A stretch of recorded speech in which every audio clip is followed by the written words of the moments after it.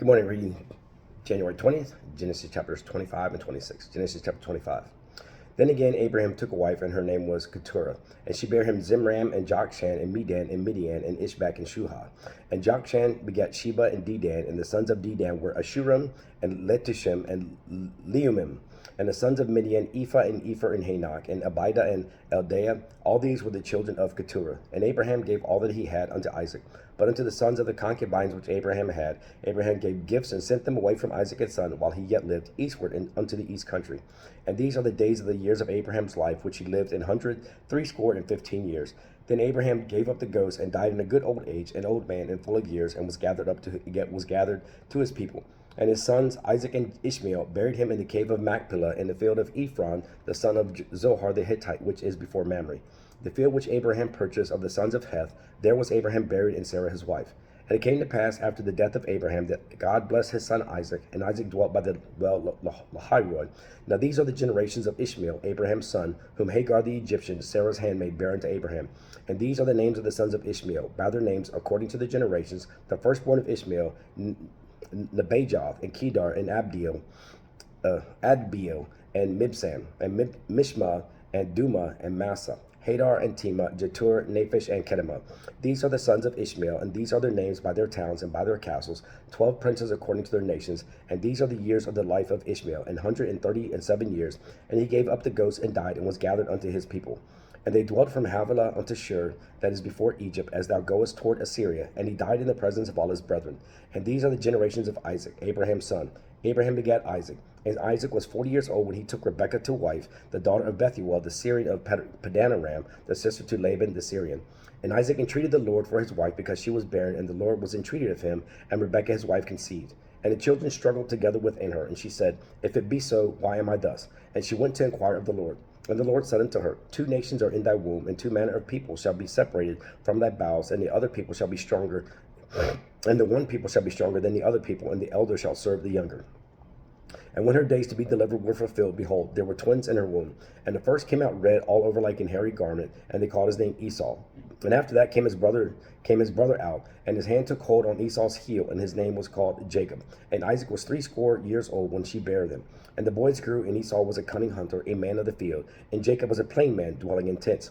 And Isaac loved Esau, because he did eat of his venison, but Rebekah loved Jacob. And Jacob sought pottage, and Esau came from the field, and he was faint. And Esau said to Jacob, Feed me, I pray thee, with that same red pottage, for I am faint. Therefore was his name called Edom. And Jacob said, Sell me this day thy birthright. And Esau said, Behold, I am at the point to die, and what profit shall this birthright do to me? And Jacob said, Swear to me this day. And he sware unto him, and he sold his birthright unto Jacob. Then Jacob gave Esau bread and pottage of lentils, and he did eat and drink, and rose up and went his way, and thus Esau despised his birthright. Esau comes from the field, he's hungry, and when he sees that, what does he want to do? He wants to satisfy his flesh this time. He's not really seeing what's the eternal thing, the long goal that was his birthright, that was going to last for like ever throughout all his generations. But right now he wanted to satisfy what? His flesh, because he was hungry. We can't look toward the now, we have to look toward the eternal future. Amen. Genesis chapter 26. And there was a famine in the land beside the first famine that was in the days of Abraham. And Isaac went unto Abimelech, king of the Philistines, unto Gerar. And the Lord appeared unto him, and said, Go not down into Egypt, dwell in the land which I shall tell thee of.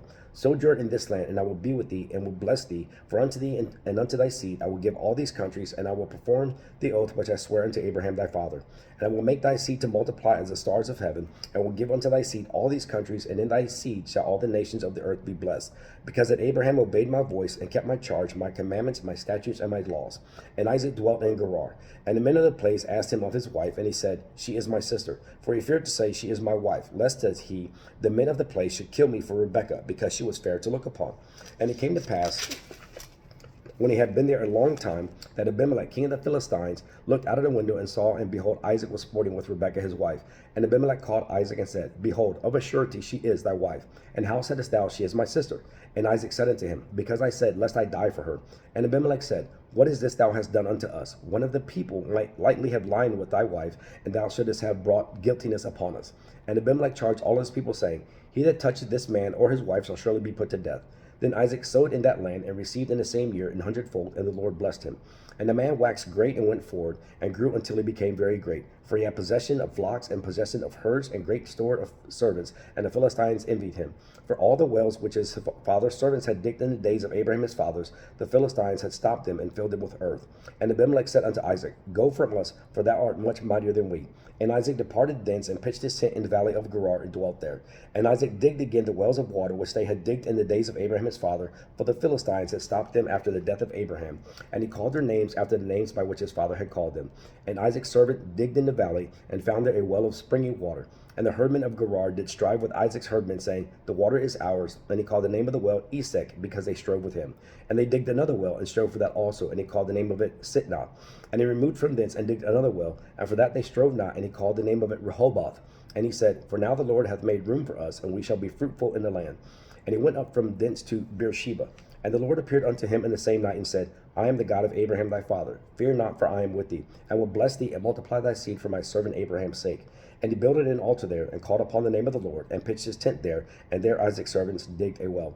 Then Abimelech went to him from Gerar, and Ahuzath, one of his friends, and Phicol, the chief captain of his army. And Isaac said unto them, Wherefore come ye to me, seeing ye hate me, and have sent me away from you? And they said, We saw certainly that the Lord was with thee. And we said, Let there be now an oath betwixt us, even betwixt us and thee, and let us make a covenant with thee, that thou wilt do us no hurt, as we have not touched thee, and as we have done unto thee nothing but good, and have sent thee away in peace.